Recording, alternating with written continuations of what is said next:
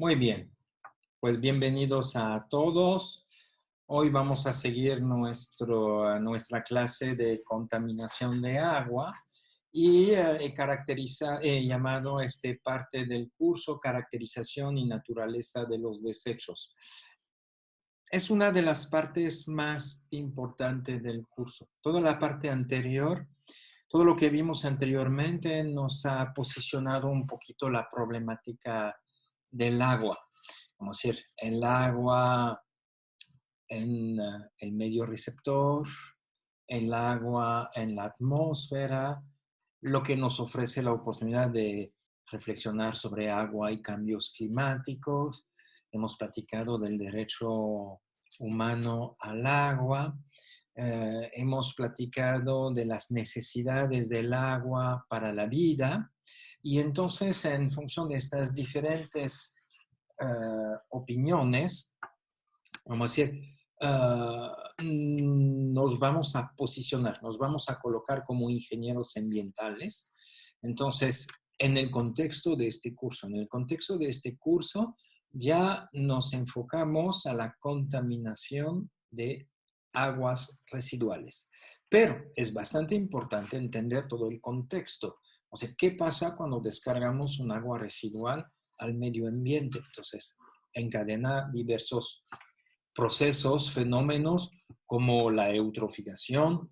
Entonces, es bastante importante tener todos estos antecedentes. Me encanta el sonido que genera el arru, arri, array. Entonces, ahorita voy a empezar a compartir la pantalla.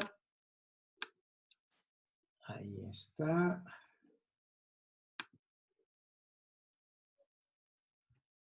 Entonces, vamos a encender la presentación que me va a servir de apoyo. A ver, ¿lo está transmitiendo quién? Ya están visualizando la pantalla del PowerPoint. ¿Me la pueden confirmar, por favor?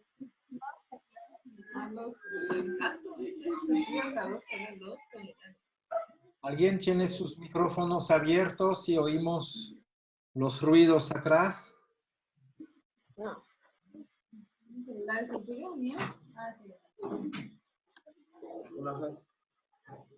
Rosy, te voy a silenciar. Ahí está. Ok. ¿Me pueden confirmar si ven el PowerPoint? En el chat o verbalmente. Gracias, Esaud. Ok, entonces comentaba que Arru, Arri, Array parece una película, vamos a decir, de las chicas bonitas. Arru, aguas residuales urbanas. Arri, aguas residuales industriales. Array, aguas residuales agroindustrial. ¿Por qué hacer la diferencia? Efectivamente, vamos a decir, no podemos considerar una reflexión global que se puede aplicar a cada una de estas aguas residuales. En función del origen del agua residual, la composición de este agua va a cambiar. Y en función de la composición, toda la reflexión, toda la estrategia para descontaminarla, los procesos biológicos a desarrollar van a ser bastante diferentes. Ok, entonces sabemos que la materia orgánica en general está constituida de moléculas, de macromoléculas como ser los carbohidratos, azúcares, o las grasas, o las proteínas. Finalmente, vamos a decir, en ingeniería ambiental no podemos desarrollar un panorama analítico para analizar todas las moléculas existentes en el mundo. Por lo cual debemos de visualizar técnicas estándares que nos permiten, vamos a decir, caracterizar la contaminación, interpretarla y desarrollar estrategia. Y que estos parámetros, vamos a decir, sean reproducibles en el mundo entero. ¿Ok? Entonces, desde aquí les anuncio DQ o DBO sólidos son los parámetros que realmente nos van a interesar. ¿Ok? Entonces, bueno, ya lo hemos mencionado, como decir, en México se tiene un promedio de consumo de agua de 250 litros por día por habitante. O sea, con una dispersión significativa en la distribución. El otro día escribí un capítulo de libro, como sea, sobre el acceso de agua en la Sierra de Songolica. Hace menos de 10 años eran 10 litros por persona por día. Y en la Ciudad de México se suben hasta 350 litros por día por persona.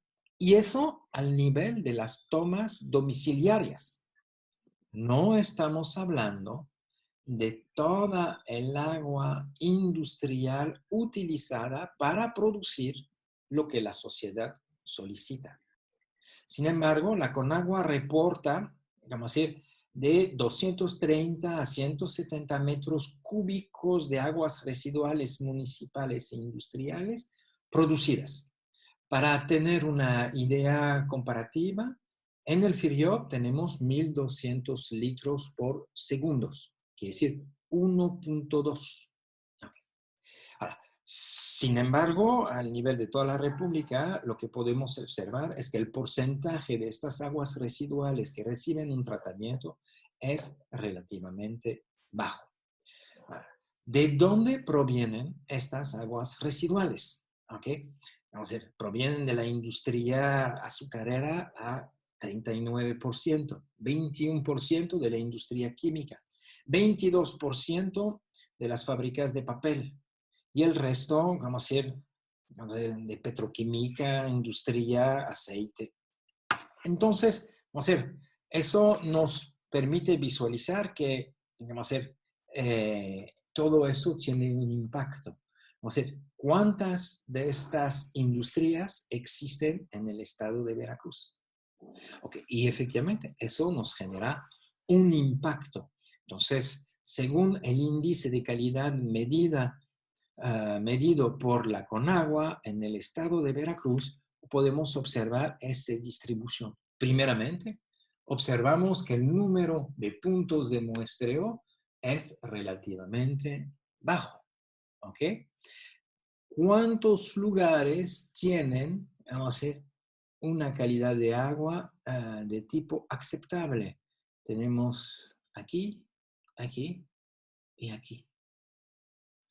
Y después, fuertemente contaminadas, vamos a decir, realmente se reportan pocos. Y sería sorpresa que el verde fue elegido para contaminado. Quiere decir que la mayoría del estado es en color verde. Entonces, si los ríos, el índice de calidad de agua de los ríos en el estado de Veracruz nos proporciona, vamos a decir, principalmente una calidad de agua contaminada, eso proviene de la contaminación, vamos a decir, que generamos directamente o indirectamente. Cuando hablo directamente, es nuestras actividades diarias, vamos a decir, en casa, en la oficina. Indirecta es por todo el consumo que generamos, porque para fabricar lo que consumimos se requiere agua. Entonces, se los comentaba hace ratito, de todas las empresas, vamos a decir, contaminadoras, pues las petroquímicas, las azucareras, los beneficios de café, las empresas de papel, la cervecera, vamos a decir, tenemos todo en nuestra región. Entonces, por supuesto que el estado de Veracruz, por tener tanta agua, vamos a decir, atrae las industrias. Y estas industrias, vamos a decir, necesitan una fuente de agua. Entonces, por ejemplo, una empresa como la cervecería va a ir, digamos, la que está en Orizaba, para no dar nombres, vamos a decir, para alimentar su proceso de fabricación en agua potable, tiene unos pozos especiales y va a buscar el agua a más de 200 metros de profundidad para tener acceso a un agua de excelente calidad. Y las aguas residuales generadas, no sé, van en el drenaje de Orizaba, pasan por la planta de tratamiento del FIRIOP y finalmente incrementan el volumen de agua del río Blanco. ¿Okay? Entonces, eso es lo que debemos de visualizar. Entonces, según la Comisión Nacional del Agua, vamos a decir, el orden, vamos a decir,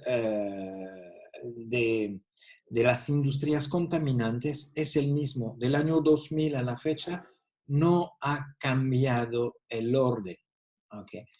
Ni la magnitud. Entonces podemos observar, vamos a decir, que la industria azucarera está en número 1, seguido de la química petrolera, hierro, celulosa, textil, beneficio de café, cervecería, etcétera, etcétera, etcétera, etcétera. Lo que aquí les quiero hacer observar es cuál es el indicador utilizado para definir el grado de contaminación. Y podemos observar que es el volumen diario de descarga. Entonces, la industria azucarera, vamos a decir, consume hasta 5 millones de metros cúbicos de agua por día, representando, no sé, el 40% de la demanda, perdón, de la generación. Sin embargo, ahí, como ingenieros químicos, les quiero, vamos a decir, llamar la atención. El volumen no puede... estoy leyendo los WhatsApp. Ok, vamos a seguir. No podemos considerar el volumen como el único criterio de concentración. Efectivamente, si tomamos el ejemplo de la industria cervecera, ¿ok? Entonces menciona 117,000 metros cúbicos por día. ¿Pero con cuál concentración?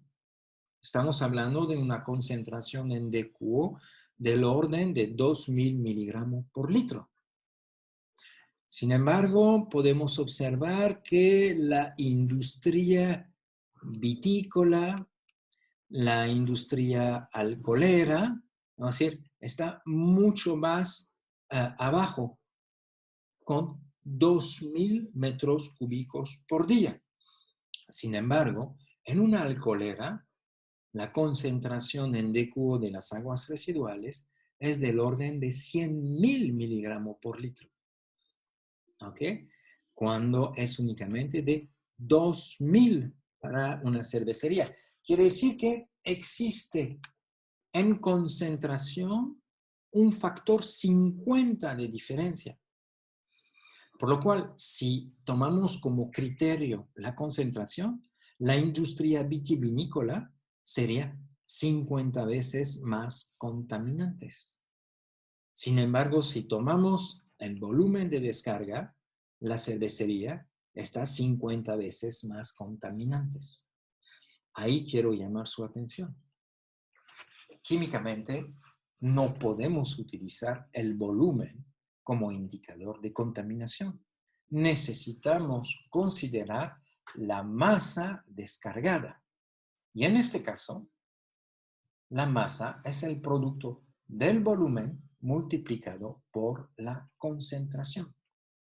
Y este momento, cuando hablaremos de masa descargada diariamente, nos desprendemos de las variaciones del volumen y de la concentración, porque justamente la masa es el producto del volumen y de la concentración. Okay. Pero es una gran diferencia. Descargar un gran volumen de agua diluida en un río no tiene el mismo impacto que un volumen más chico altamente concentrado. ¿Ok? Porque justamente el impacto sobre el índice de calidad va a ser inmediato. El impacto sobre la biología va a ser inmediato. Si tú descargas un volumen a 2 gramos por litro y que al momento de descargarlo lo diluyes 10 veces, genera una concentración del agua diluida de 200 miligramos por litro. Sin embargo, si descargas algo a 100.000 miligramos por litro de DQO, que lo diluyes por 10, te sigue dando 10.000 miligramos por litro de DQO. Entonces, a 10.000 miligramos por litro de DQO, ni estoy seguro que un renacuajo va a poder sobrevivir. Entonces, claro, que es bastante diferente y como ingenieros ambientales no debemos de caer en estas trampas.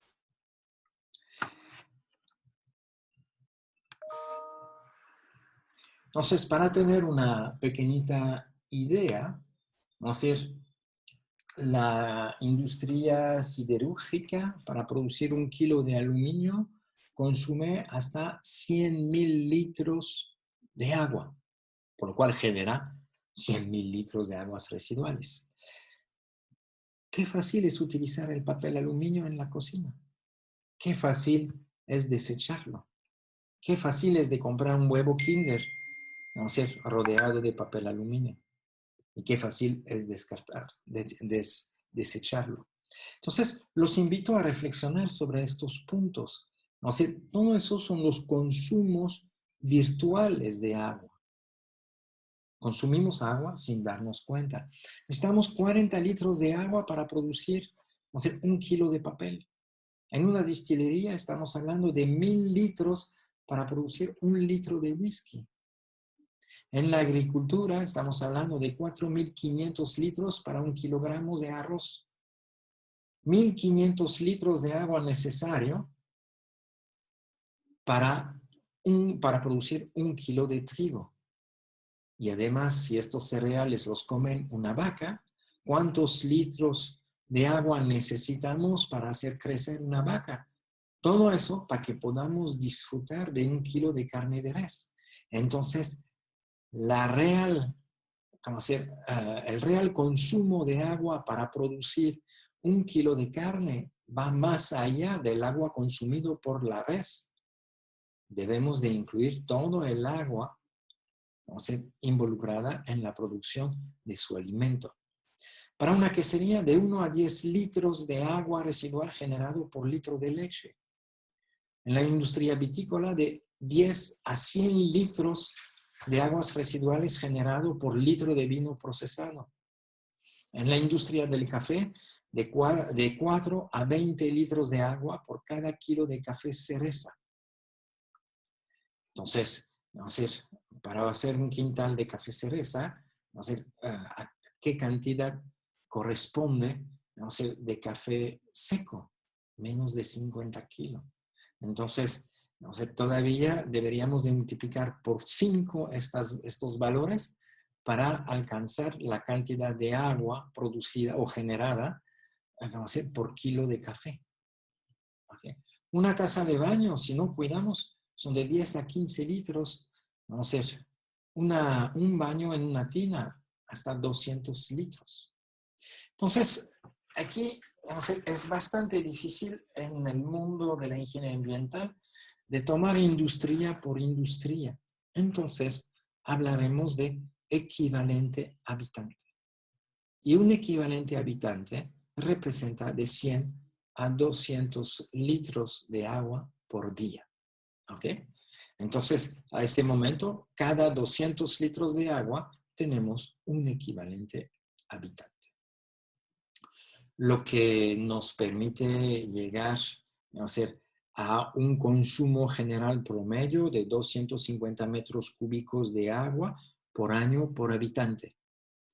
En los países en vía de desarrollo, donde la distribución del agua no está perfectamente implementada, vamos a bajar a 100 metros cúbicos por año. ¿Okay? Lo que da un buen de agua. En Estados Unidos, el país del ultraconsumismo, hasta 1.500 metros cúbicos por año por habitante. Es enorme. Y finalmente, las necesidades aumentan cada día. Hace ratito, les empecé a platicar de la diferencia entre volumen, concentración y masa. Entonces, aquí he retomado el ejemplo de la cervecería. Vamos a ver, la que tenemos en Orizaba procesa más o menos 30,000 metros cúbicos por día a una concentración de 2,000 miligramos por litro de DQ. Lo que nos ofrece, vamos a ver, una masa de 60,000 kilogramos de DQ por día. ¿Okay? Y una destilería local, vamos a ver, que produce 20,000 litros de alcohol, genera 200 metros cúbicos de agua por día. Una pequeñita destilería comparado a la de Orizaba, que es realmente una planta grande. Esta pequeñita destilería, vamos a ver, genera aguas residuales con una concentración de 100,000 miligramos por litro de DQ, lo que nos da una masa diaria de 20,000 kilogramos de DQ por día. Entonces, si observamos, una pequeñita destilería local genera 1/3 de la contaminación de la gran cervecería que tenemos en Orizaba. Entonces, no podemos fijarnos únicamente en los metros cúbicos diarios. Debemos de considerar las concentraciones. Bien, entonces efectivamente, vamos a ver, lo que nos va a interesar es cuáles son los parámetros que nos van a permitir entender mejor el agua residual, su impacto y, por supuesto, vamos a decir, ¿qué tendremos que hacer para poder tratar esta agua? Entonces, parámetros importantes. Los sólidos. Aquí hablaremos de los sólidos totales totales y los sólidos totales volátiles y los sólidos suspendidos totales y los sólidos suspendidos volátiles. ¿Okay? Entonces ahí estamos visualizando dos tipos de sólidos, los totales y los suspendidos. Entonces, si a los totales les quitamos los suspendidos, nos quedarán los sólidos disueltos. ¿Okay? Y en este momento ya visualizamos todos los sólidos, los que están en suspensión en el agua, los que están disueltos. Efectivamente, los que están disueltos, vamos a decir, ya no los podemos medir como sólidos. El azúcar, una vez que está diluido en el agua, vamos a decir, necesitamos evaporar todo el agua para poder medir. Por lo cual, en general, los sólidos disueltos se obtienen por diferencia entre los sólidos totales y los sólidos suspendidos. Okay. Una vez que está disuelto, pues ya es materia orgánica disuelta. Entonces, en este momento, para seguir los compuestos orgánicos biodegradable y no biodegradable, o sea, utilizaremos la de BO5 y la de DQ. ¿Okay? La demanda bioquímica en oxígeno a 5 días y la demanda química en oxígeno. Por supuesto, los patógenos. Vamos a ver, los patógenos durante el procesamiento del agua residual nos interesa para que los operadores no se enfermen. ¿Ok? Entonces, en general vamos a seguir coliformes totales y fecales, como Escherichia coli, Vibrio cholerae o los huevos de helmintos. Y una vez el proceso de tratamiento de aguas residuales realizado, entonces, hay varios principios para el tratador de agua. El primero, tratar el agua. Y el segundo, separar el agua tratada de todos los sólidos, incluyendo, ¿no es cierto?, los microorganismos. Por lo cual, cada vez que queremos eliminar todos estos sólidos, estos microorganismos, vamos a desarrollar procesos unitarios y tratamiento terciario para descontaminar el agua, para no esterilizarla, pero vamos a decir, para hacerle un tratamiento antibacteriano. Por supuesto, nos van a interesar los nutrientes. Nitrógeno, fósforo. O sea, son dos parámetros muy importantes y que van a controlar todo el desarrollo, o sea, de la vida tras el proceso de tratamiento. Hay contaminantes prioritarios, los orgánicos y los inorgánicos. Y vamos a poder hablar de, intentar de conocer o sospechar qué tan tóxicos son, qué tan carcinogénicos están, qué tantos mutagénicos están, o cuáles son los compuestos refractarios orgánicos, como los surfactantes, los fenoles, los pesticidas. Es decir, que son compuestos difícilmente biodegradables. Los fenoles son ciclos aromáticos, entonces bioquímicamente la oxidación de estos ciclos aromáticos cuesta un montón de trabajo. Necesitamos la presencia de enzimas oxidasas bastante potentes. Por supuesto, la presencia de metales pesados. Ya sabemos todo el impacto en la salud que pueden tener estos compuestos. Y finalmente, todas las sales inorgánicas disueltas como el calcio, el sodio, sulfato. Bien. Y aparte de esto, vamos a hacer, eso lo veremos el semestre próximo en otros cursos, vamos a hacer, aparecen las operaciones unitarias físicas, los procesos de separación, de mezclado, de floculación, de flotación, de sedimentación, para eliminar la contaminación, los procesos de filtración, de transferencia gaseosa. Después tendremos los procesos unitarios químicos, o sea, poniendo en marcha precipitación, absorción, desinfección. Y por supuesto, los que a mí me encantan, los procesos biológicos. Y todos estos procesos, o sea, funcionan a partir del aceptor final de electrón, o sea, y del tipo de crecimiento celular. En general, o sea, entendemos por tratamiento primario un tratamiento físico-químico, por tratamiento secundario un proceso biológico y un tratamiento terciario, o sea, un tratamiento de pulimiento, donde vamos a remover nutrientes y desinfectar el agua.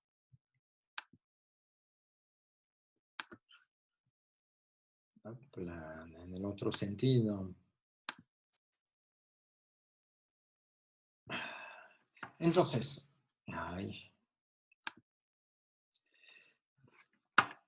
los sólidos suspendidos, finalmente, a través de separación, rejas, tamices, desarenador, sedimentador, los vamos a poder remover fácilmente.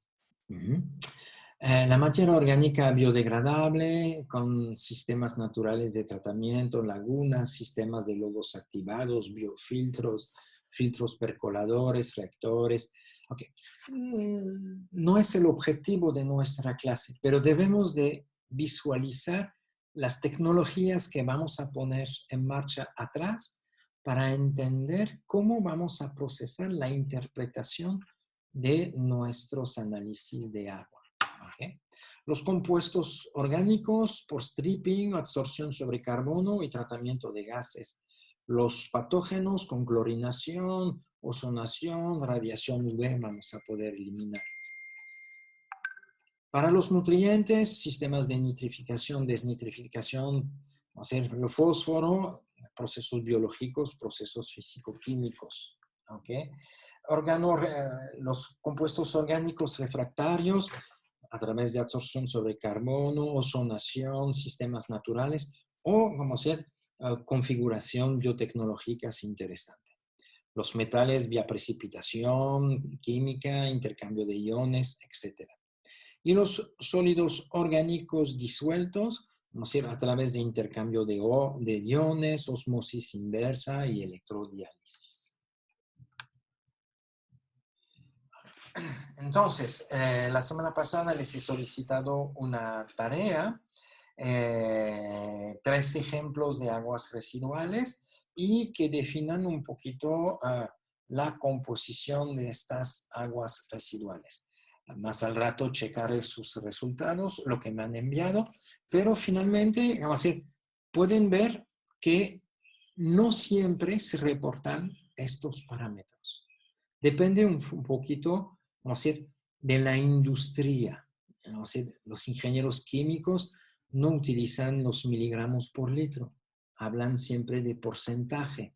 Entonces, ¿qué masa de compuesto en 100 gramos o en 100 mililitros? ¿Ok?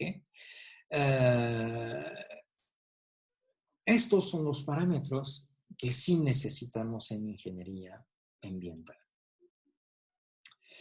Entonces, nos queda 4 minutos. A partir de ahora, el curso vamos a ver un poquito la definición de la DQO, de la DBO5, de los diversos sólidos. Y el día de hoy quiero que empecemos a hacer algunos cálculos de conversión de DQO, de DQO metano, ver este factor de conversión.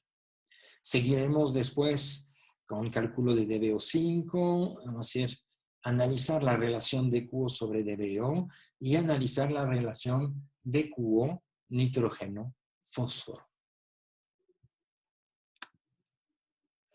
Entonces, ya se lo comenté, creo, una vez. El poeta, el artista, tiene 26 caracteres, los 26 caracteres del alfabeto. Y a través de estos caracteres, escriben palabras, escriben frases, desarrollan ideas. Y estas palabras nos generan sensaciones, encienden nuestra imaginación, despiertan emociones y logramos a reír, a llorar leyendo unos textos. El científico tiene mucho más caracteres a su disposición. Por supuesto, los 26 caracteres del alfabeto, pero también tiene más, menos, multiplicado, superior, igual, infinito, más todas las letras griegas. Son mucho más símbolos, pero me acuerdo de sus tutorías. Durante los 2 primeros semestres que están en Profe, las matemáticas, vamos a hacer, pues, estas matemáticas, estos símbolos les generan mucho más lágrimas profe, y risas. Entonces, como decir, ¿cuáles son las letras? profesor, Sí, sí, disculpe, sí te escucho. el compañero Aldo le preguntó algo por chat, no sé si pueda responderle o atenderlo. Ok. Al ratito vamos a retomar los ejemplos y vamos a hacer cálculos de DQO. Ok. Entonces, para explicar mejor. Ok. Ajá, pero ahí son sus bases de química y justamente es ahí que estamos. Vamos a decir, al utilizar más caracteres debemos de tener más oportunidad para describir los fenómenos que observamos. Y en general, cada vez que empezamos a utilizar un lenguaje científico, es lo que menciono, les genera más lágrimas que risa. Es el comentario de Aldo. O sea, le ha generado ya confusión. ¿Okay? Pero el objetivo de utilizar todos estos símbolos es para lograr a plantear matemáticamente la realidad y plantear matemáticamente los problemas. Porque si utilizamos únicamente el volumen como indicador de contaminación, nos equivocamos. Y finalmente, las soluciones que vamos a querer desarrollar serán erróneas, dado que no habremos planteado correctamente el problema. Entonces, estos símbolos nos permiten plantear matemáticamente tanto la realidad como los problemas. Y una vez que están planteados, automáticamente aparecen soluciones, aparecen innovación tecnológica y aparecen una mejora en nuestra calidad de vida. Se va a cortar en 2 segundos la presentación. Entonces, los espero, en el nuevo chat que iniciamos en 2 segundos. Les mando la liga para que funcionemos.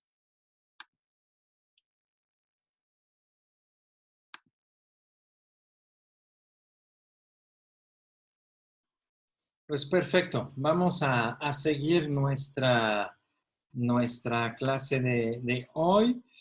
Voy a compartir de nuevo la pantalla.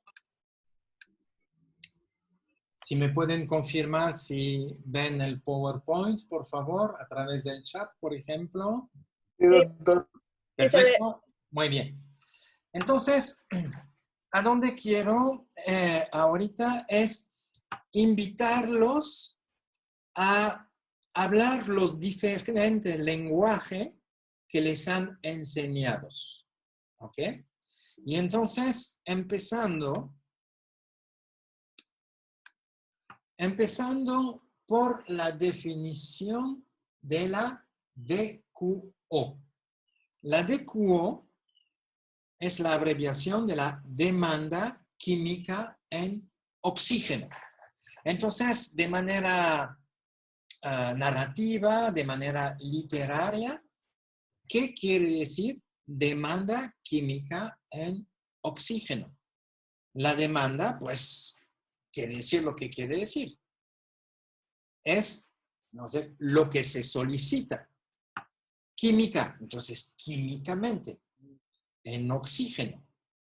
Entonces, podemos entender que la demanda química en oxígeno es la cantidad de oxígeno necesaria para oxidar químicamente la materia orgánica hasta su mineralización completa. Mineralización completa, entendimos, hasta cerrar el ciclo de carbono y transformarla en CO2 atmosférico. ¿Ok? Entonces, no tenemos que aprender nada de memoria, pero utilicemos los diferentes lenguajes. Entonces, la demanda química en oxígeno es la cantidad de oxígeno necesaria para oxidar químicamente la materia orgánica hasta su mineralización completa. Entonces, químicamente, ¿cómo escribimos eso?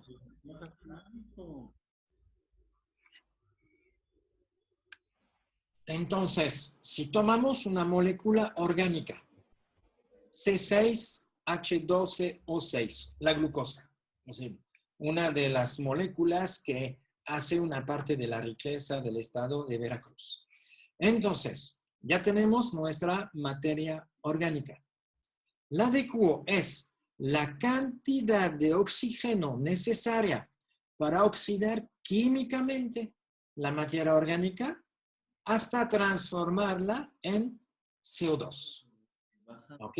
Entonces, químicamente ya podemos escribir esta ecuación. Materia orgánica más oxígeno da CO2 más agua. ¿Ok? Entonces, ya estamos empezando a utilizar un otro lenguaje para decir lo mismo. ¿Ok?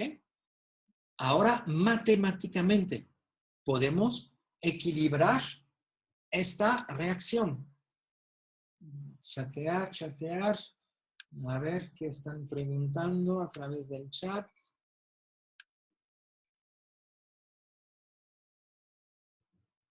Ok, vale. Entonces, ya podemos empezar a utilizar el lenguaje matemático. ¿Sí? Quiere decir equilibrar esta reacción. Entonces, materia orgánica más oxígeno da CO2 más agua. Entonces, si tengo 6 carbonos de un lado, del lado izquierdo, entonces necesito 6 carbonos del lado derecho. ¿Ok? Si tengo 12 hidrógenos del lado izquierdo, necesito 12 hidrógenos del lado derecho. 6 por H2 nos da bien 12 hidrógenos. La parte de la derecha, la parte derecha de la ecuación ya está equilibrada. Entonces, me falta equilibrar esta. Entonces, ¿cuántos oxígenos tengo del lado derecho? 6 por 2, 12, más 6, 18 oxígenos del lado derecho. Entonces, necesito 18 oxígenos del lado izquierdo. Aquí tengo 6, entonces aquí necesito 12. Para obtener 12, pues pongo 6 oxígenos. ¿Han entendido cómo equilibrar esta reacción? ¿Se pueden manifestar verbalmente o a través del chat? ¿Está claro cómo equilibrar la reacción? ¿Se pueden manifestar, por favor? Sí, doctor. ¿Ok? Sí, sí. ¿Sí? ¿Ok? ¿Está claro? Perfecto. Perfecto. Ok. Es bastante importante porque con todas las moléculas orgánicas podemos calcular la de QO. Entonces, para calcular la de QO, tenemos que primeramente plasmar químicamente la ecuación, equilibrarla y ya hemos planteado matemáticamente el problema. ¿Ok? Entonces, matemáticamente, ahora podemos calcular el factor de conversión de la glucosa en oxígeno y podemos calcular la cantidad de oxígeno necesaria para oxidar químicamente, en este caso la glucosa, hasta su mineralización completa. Entonces, cada vez que hacen el ejercicio, los invito a plantearlo de esta manera. La ecuación, la equilibran, después apuntan peso molecular, PM, y abajo de cada molécula vamos a meter el peso. Entonces, 6 por 12 más 12 por 1 más 6 por 16 nos da 180 gramos por mol de azúcar. ¿Ok? Ahí tenemos el peso molecular de la glucosa. O2 son 32 gramos multiplicado por 6, si me creen, son 192 gramos de oxígeno para oxidar cada mol de glucosa. Lo que me permite ahora de calcular el factor de conversión. Entonces, 192 gramos de oxígeno dividido por 180 gramos de glucosa me da como resultado 1.066666667. Lo importante es la unidad. Gramos de oxígeno por gramos de glucosa. ¿Ok? Y en este momento tenemos bien la cantidad de oxígeno necesaria para oxidar 1 gramo de glucosa. Algunos de ustedes en su tarea encontraron la concentración de los contaminantes en gramos por litro de contaminante. A este momento, si este contaminante era glucosa, lo multiplicas por su factor de conversión, 1.06667, y obtendrás tu resultado en gramo de DQO por litro. ¿Ok? Entonces, esto lo podemos aplicar, ¿no es cierto?, a todas las moléculas orgánicas. Quiere decir que tenemos ya la capacidad de calcular la DQO de cualquier solución y, vamos a decir, a cualquier concentración. Añado aquí, ¿por qué se utiliza la DQO como parámetro de medición de la contaminación en ingeniería ambiental? Efectivamente, no podemos en un agua residual analizar las grasas, las proteínas, los azúcares, los fenoles, todas las moléculas raras que hay adentro. O sea, es imposible. Entonces, Doctor, ¿qué pasó? se cortó el audio y no le entendí que no podemos, supongo para otro tipo de agua residual. No, en No ingeniería se le ambiental no podemos analizar cada compuesto contenido en un agua residual. Sería, vamos a decir, para un agua residual desarrollar 100, 200 análisis. Es imposible. Por lo cual, a utilizar la DQO, lo que medimos no es la materia orgánica. Lo que medimos es la cantidad de oxígeno necesaria. Por lo cual, podemos convertir todas las moléculas orgánicas en demanda en oxígeno. Y en este momento es bien la misma unidad para todos los compuestos del agua residual. Les recuerdo que matemáticamente un camión más una lechuga más una pluma no da estrictamente nada. Matemáticamente, para poder sumar las cosas, tenemos que poner todo en la misma unidad. Entonces, a convertir todas las moléculas orgánicas en cantidad de oxígeno, podemos sumar, o sea, todas las moléculas orgánicas. Podemos sumar la DQO de las proteínas, de los azúcares y de los lípidos. ¿Ok? Entonces, ¿por qué utilizamos la DQO como parámetro de medición de la contaminación en ingeniería ambiental? Porque así podemos convertir toda molécula orgánica en DQO. Y una vez en la misma unidad, podemos sumar las DQOs de las proteínas, de las azúcares, de los lípidos, del agua 1, del agua 2, del agua 3. Sin embargo, regreso a la pregunta, a la duda de Aldo de hace ratito. Es decir, no, matemáticamente, no tenemos derecho de sumar las concentraciones. Si tienen un papel y una pluma, escriben concentración está igual a masa sobre volumen. Lo que tenemos derecho de sumar son las masas y los volúmenes. Quiere decir que cuando mezclamos dos aguas residuales diferentes, cada una viene con su concentración. Entonces, concentración 1 está igual a masa 1 sobre volumen 1. El agua 2 tiene su concentración 2. Y concentración 2 está igual a masa 2 sobre volumen 2.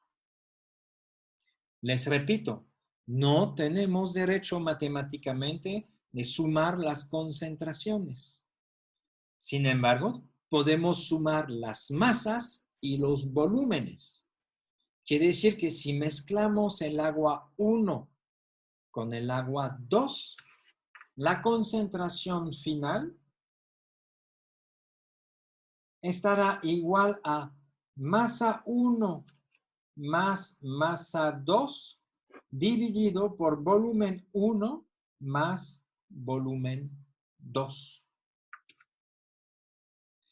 Añadiré esta diapositiva en la presentación.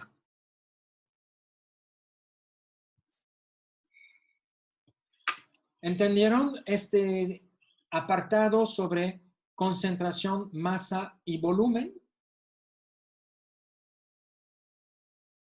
¿Me pueden contestar en audio o por el chat?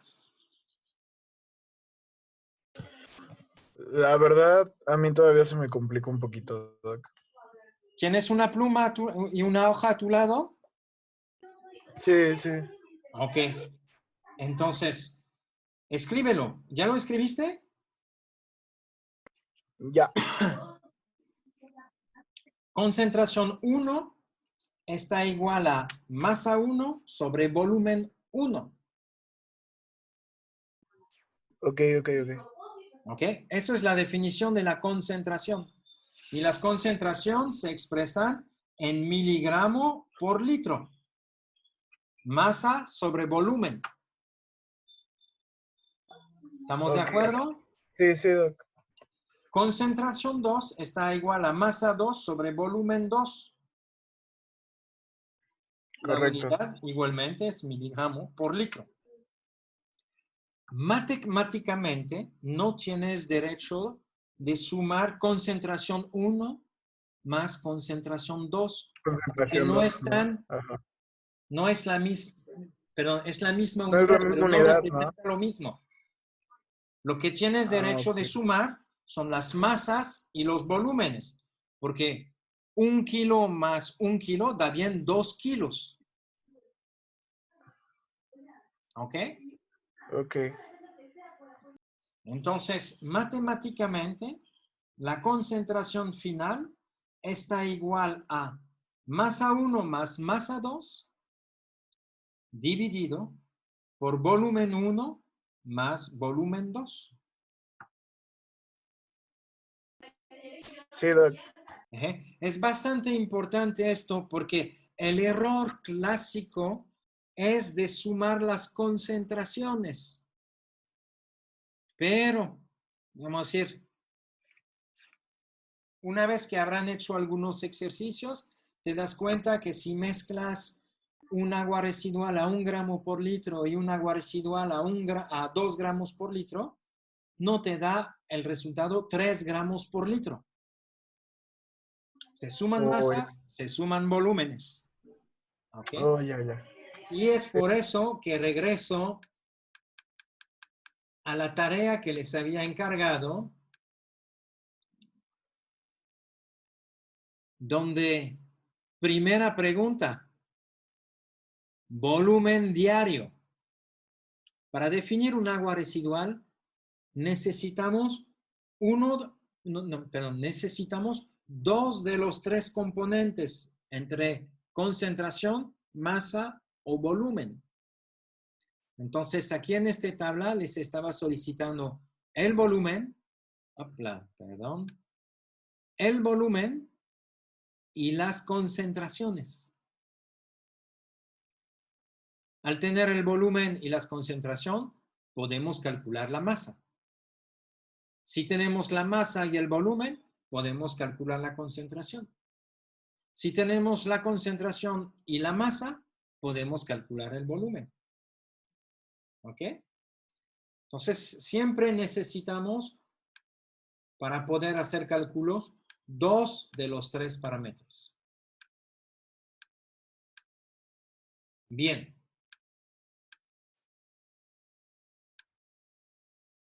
Ok.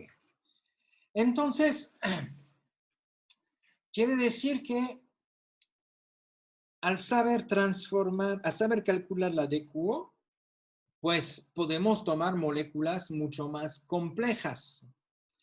La literatura nos propone como fórmula mágica representativa de la biomasa C106, H263, O110, N16P. Más oxígeno da CO2, más agua, más fósforo, más nitrógeno. ¿Ok?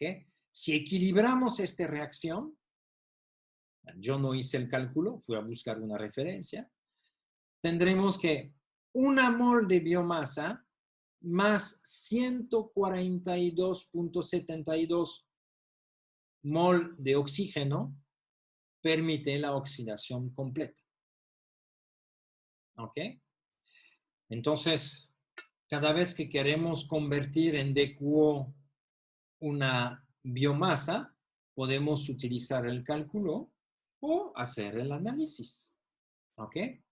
Les puedo decir que de mi experiencia en el laboratorio, cada vez que hacemos DQO sobre sólidos, encontramos resultado entre 1 y 1.3 gramos de DQO por gramo de biomasa. ¿Ok?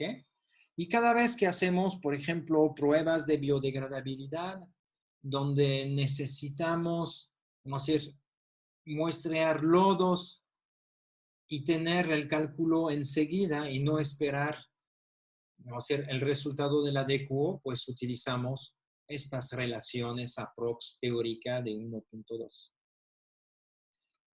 Entonces, materia orgánica sólida más oxígeno da CO2 más agua. Por lo cual, a partir de aquí ya podemos calcular el factor de conversión y encontrar este valor de 1.29. Pero les voy a poner un pequeñito reto. ¿Cómo calculamos la DQO del metano? Una molécula simple. CH4. De peso molecular 16 gramos por mol. Entonces, ¿cómo hacemos este? Pues simple. Matemáticamente, o químicamente, perdón, escribimos. Es la cantidad de oxígeno necesaria para oxidar el metano y para transformarlos en CO2. Ya hemos escrito químicamente la reacción. CH4 más oxígeno da CO2 más agua. Ahora, matemáticamente, la podemos equilibrar. Sencillo. Entonces, un carbono de este lado, un carbono de este lado. 4 hidrógenos de este lado, necesitamos 4 hidrógenos de este lado. Ya los tenemos. El lado derecho ya está equilibrado. Entonces vamos a acabar de equilibrar este lado. 1 multiplicado por 2 nos da 2 oxígenos más 4 oxígeno nos da 6 oxígeno. Perdón, 2 más 2, 4 oxígeno. ¿Ok? Entonces, de este lado, del lado izquierdo, necesitamos 4 oxígenos. Ya los tenemos. Y aquí viene la sutilidad. Si seguimos la receta que les di para la glucosa, voy a escribir en la línea de abajo PM y voy a poner el peso molecular del metano, 12 más 4, 16, más 2 multiplicado por 32, 64 gramos de oxígeno. Pero, ¿desde cuándo saben ustedes medir el peso del metano? ¿Cómo miden el peso del metano? En el laboratorio ambiental de la Facultad de Ciencias Sumando Químicas. todos los pesos moleculares, ¿no?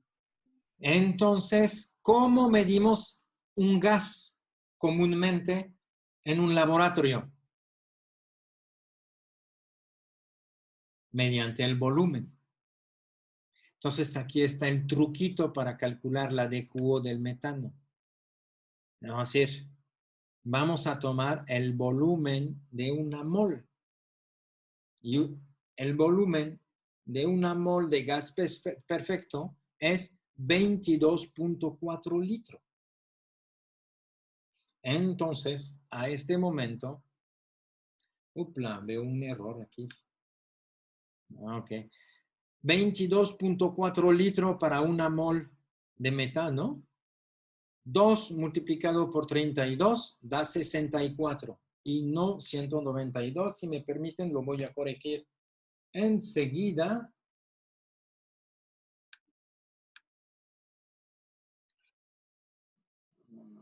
$64. 64. Voy a verificar el calculito. ¿Dónde está la calculadora? 22.4 dividido por 64. ¿Verdad? Así es. Bien.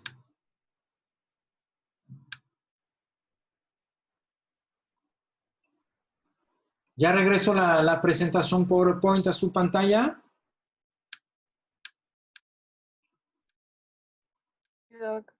¿Sí? Perfecto.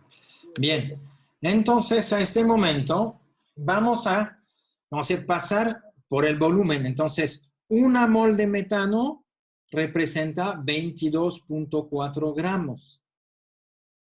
2 mol de oxígeno representa 64 gramos, por lo cual ya puedo calcular mi factor de conversión del metano.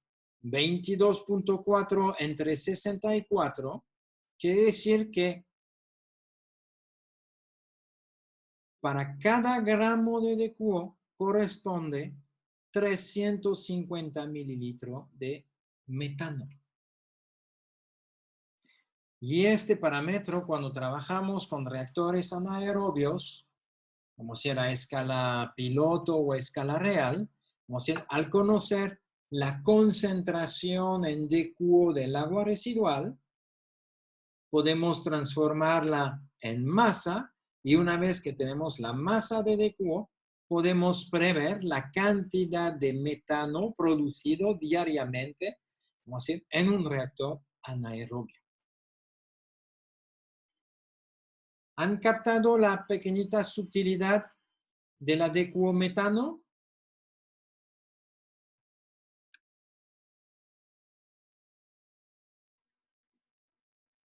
¿Me pueden contestar?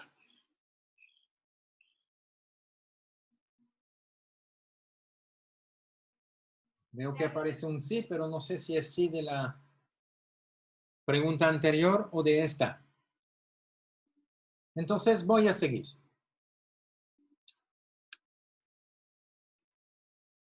Voy a seguir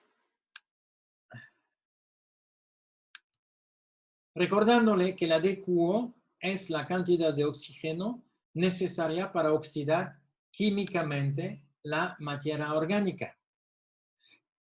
En otras palabras, podríamos decir que es la cantidad de materia orgánica e inorgánica en un cuerpo de agua susceptible de ser oxidada por un oxidante fuerte.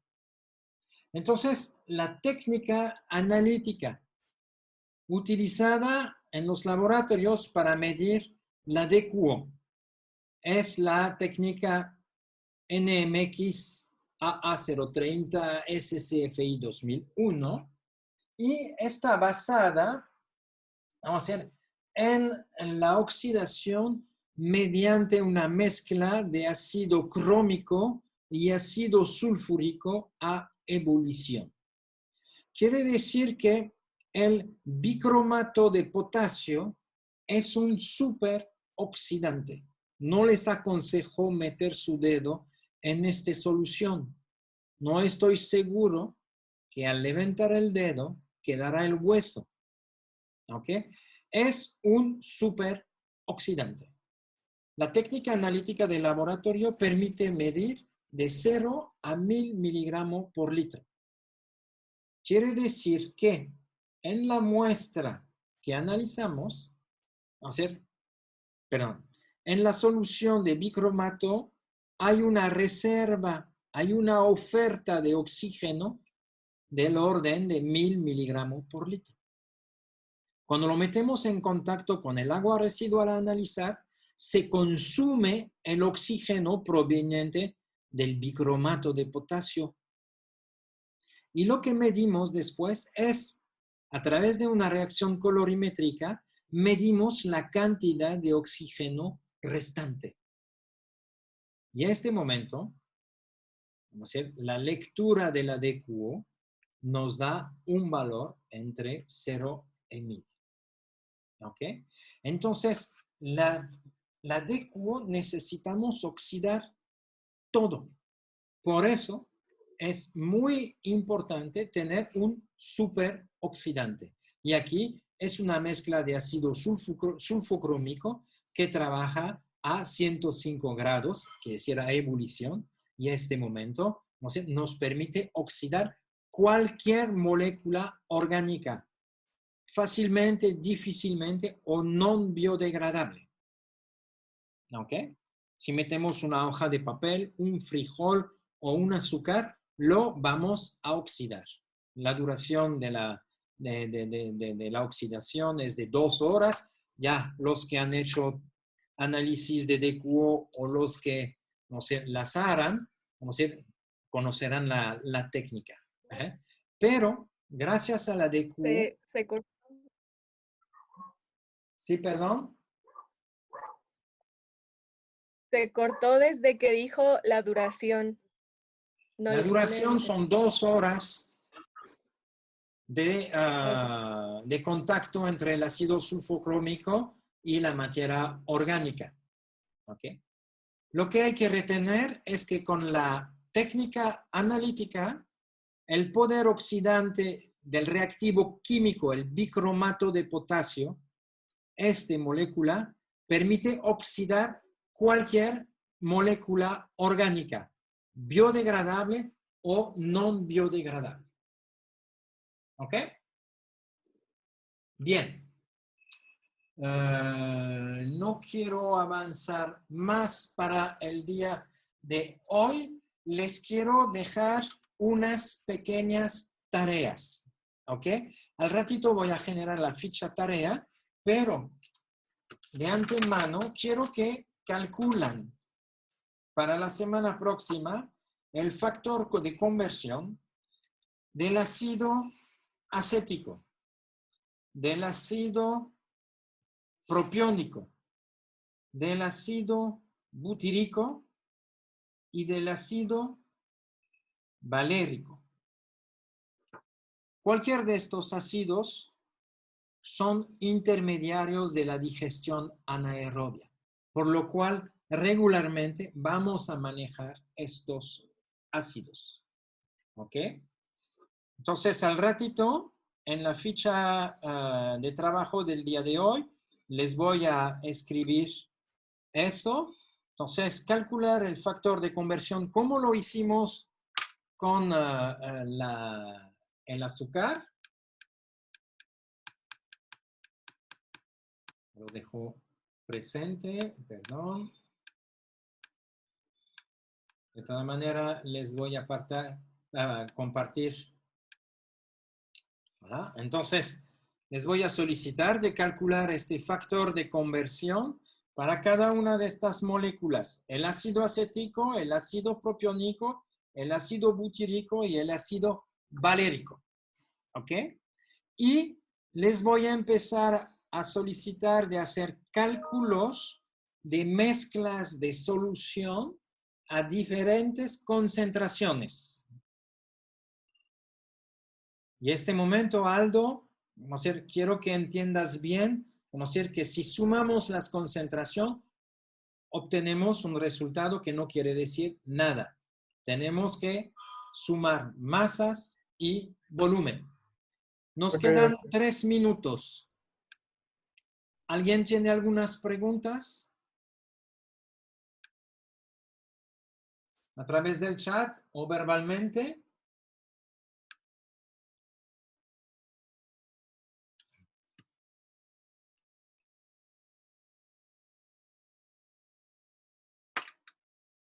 ¿Alguien tiene una pregunta?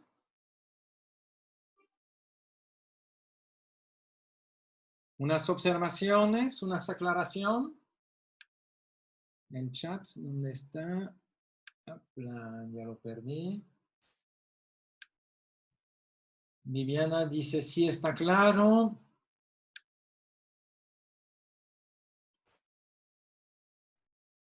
Viviana dice, no logré escuchar lo último que dijo sobre la técnica analítica. Les voy a compartir la técnica analítica, la pueden leer. ¿Okay? La técnica analítica de la DQO debe de utilizar un superoxidante para estar seguro que vamos a poder oxidar cualquier molécula orgánica, biodegradable o no biodegradable. La técnica de DQO surte una cantidad así de oxígeno. Entonces, surte hasta 1000 miligramos por litro de oxígeno. Cuando metes tu compuesto a analizar, este tiene una demanda en oxígeno de este. Entonces, una vez que has consumido todo esto, en la solución queda eso de oxígeno. Y la lectura colorimétrica que se hace, medimos este oxígeno restante. Ya con la fórmula matemática, esto menos este te da la cantidad de DQO que se ha consumido para tu muestra. Ahí el detalle es de ir a leer la técnica. Lo que quiero que entiendan es que con la técnica de DQO, que es una oxidación química, los reactivos utilizados, el bicromato, o sea, en presencia de ácido sulfúrico a 105 grados, oxida cualquier molécula orgánica. Una gotita que se le cae en la bata es un hoyo el día siguiente. Una gotita en el ojo es un ciego instantáneamente. Entonces, una gotita en la mano es un hoyito, guantes. Entonces, son súper oxidantes. ¿Alguien más tiene otra pregunta? ¿Observación?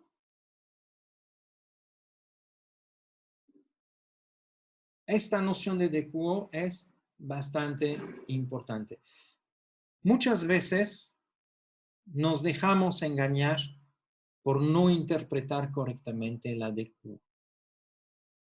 Y justamente, en la próxima clase vamos a ver la diferencia entre la DQO y la DBO.